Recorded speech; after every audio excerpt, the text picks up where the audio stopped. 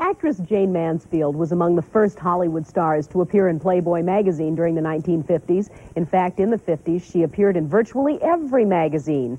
She was a real sex symbol of the decade. Her photographs were seen by millions, but tonight's Inside Story has some photos of Jayne Mansfield never before shown in public.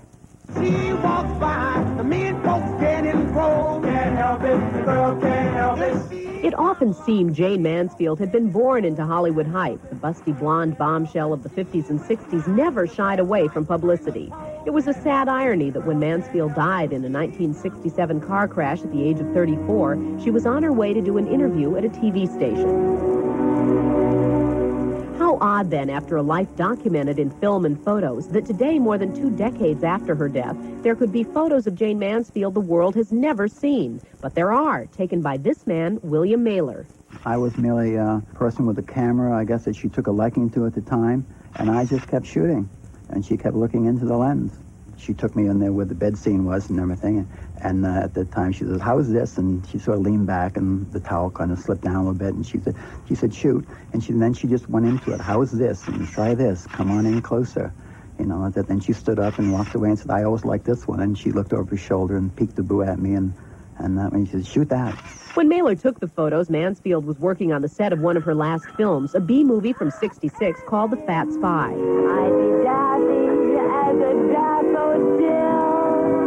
Mansfield was 6 months pregnant during the film and photo shoot.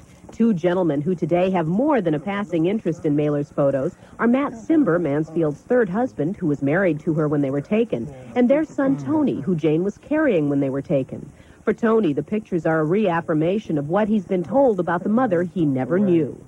People tell me about her. They always have a smile on their face, telling me how brilliant and beautiful she was. And so there's only good memories of her, you know. And for Matt Cimber, the photos recall the Jayne Mansfield he knew, always upbeat and professional. Even when she was pregnant, she was always Jayne. You know, she was always campy and fun and always had a great sense of humor. And no matter how tough or how hard it got, she always knew her lines and had a smile. But why is it these photos have never been seen? According to Mailer, after Mansfield obligingly posed for him, she asked a favor. She said, "These are your pictures. Hold them for 25 years. And I was taken back because at that age, 25, I couldn't think 25 years from now. And she said, maybe 25 years from now I'll be in my 50s, and my career might be in a slump by then. 2 years after the photos were taken, Mansfield was killed.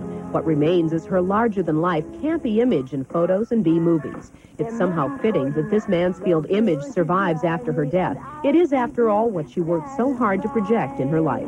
Most of the people, when they looked at her, I think, and looked at photos, you not only felt a turn on, but I think you smiled at the same time, because you said, this can't be real, you know? And in a way, it wasn't real.